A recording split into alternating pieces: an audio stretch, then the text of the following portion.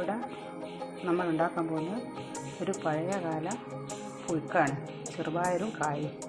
നമ്മുടെ തന്നെ തൊടിയിലുള്ള ഈ കദളിപ്പഴമൊക്കെ ഉണ്ടാകുന്ന അതില്ലേ, ആ കായാണ്. നാടൻ കായ് വെച്ചിട്ട് നാടൻ കായും ചെറുപയറും. അതിലെന്തൊക്കെയാണ് ഇട്ട് വെച്ചാൽ 2 പച്ചമുളക് കീറിയിട്ടിട്ടുണ്ട്, ഒരു 2 അല്ലി വെളുത്തുള്ളി ഇട്ടിട്ടുണ്ട്, പിന്നെ ഇനി ഒരു 1/4 ടീസ്പൂണ് മഞ്ഞൾപ്പൊടിയും ഒരു 1/4 ടീസ്പൂണ് മുളക് പൊടിയും ഇടുക.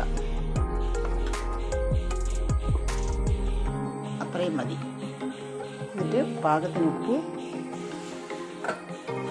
വെള്ളം ഒഴിച്ച് പാകത്തിന് വെള്ളം അതാ ഇത്രയും വെള്ളം ഒഴിച്ചിട്ടുള്ളൂ. എന്നിട്ട് കുക്കർ അടച്ച് വെച്ച് 2 വിസിൽ വന്നിട്ട് ഓഫാക്കുക. അതിനുശേഷം ഒരു കടുകും ചുവന്നമുളകും ചെറിയ കുഞ്ഞൻ ഉള്ളി, ചുവന്ന ഉള്ളി ഇട്ടിട്ട് ഒരു 2 ചെറിയ ഉള്ളി മുറിച്ചിട്ടിട്ട് ഒരു വറവും. സൂപ്പർ